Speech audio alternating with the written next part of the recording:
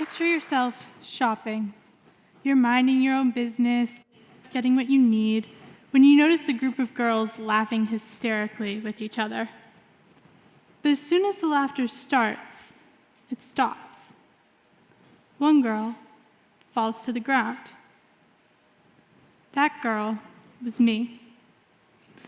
And like you might have been had you seen a young girl collapse in the middle of a store, the shoppers around me were pretty concerned. Luckily for me, my friends knew what to do because there was always the possibility of this happening. It wasn't the first time. It started the summer I turned 13. I, like any teenager, was tired all the time.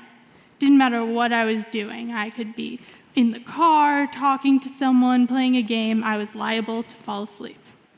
I once even fell asleep in the minute it took me to tie my shoes.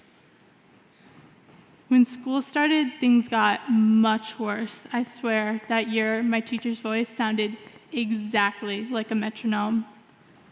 Before, school had been easy to the point of boredom, but I was barely getting through the day.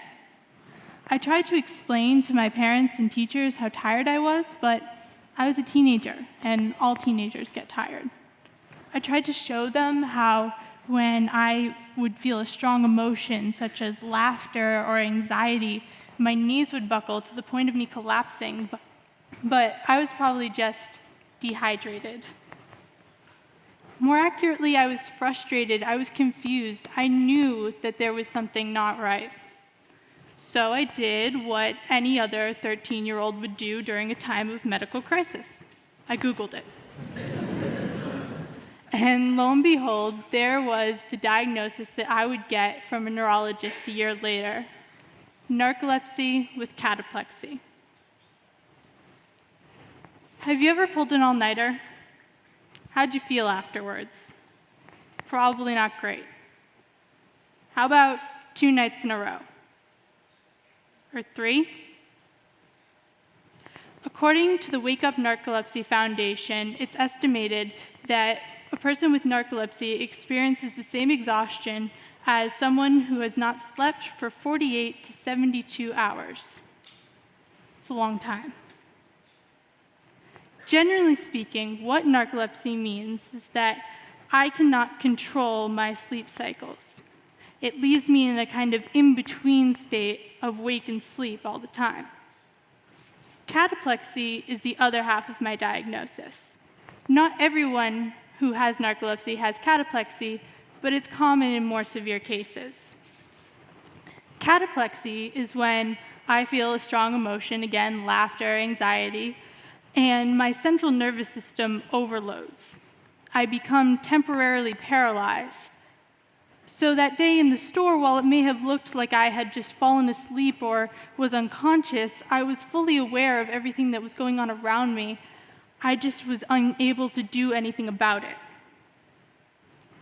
My parents joke that the only good thing that came out of my diagnosis was that I kind of slept through my moody teenage rebellion stage. All jokes aside, they weren't wrong. My diagnosis was a double-edged sword.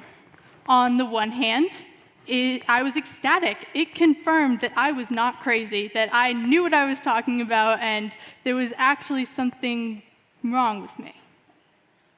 Well, there's that other hand. Once it's confirmed, the plausibility of something being wrong with me turned into a reality. And that reality wasn't all that pretty.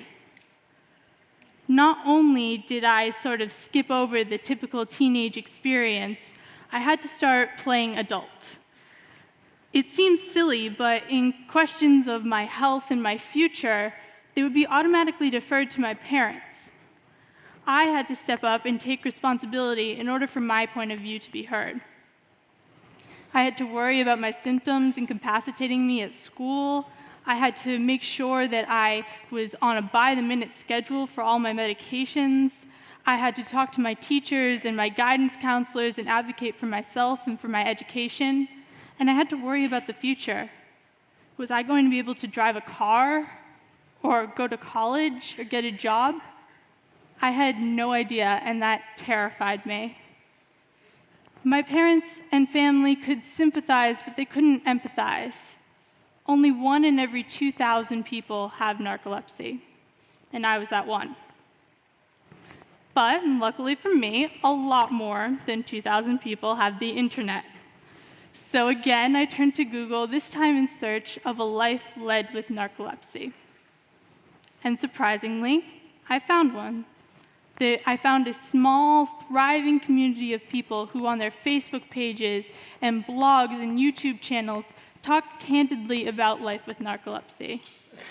Yes, they discussed the frustrations that come with having to check the medical disability box, but they never dwelt on that. More often, they talked about the constructive ways that they could make their lives better. That community of people showed me that a disability doesn't have the power to ruin my life, not if I don't let it. When I was diagnosed, I was promised 2 things, a life sentence and a way to manage. But I've done a lot more than manage. I'm learning to drive a car now. Next summer, I can go and start looking at colleges, and I'm less symptomatic today than I have been in a very long time.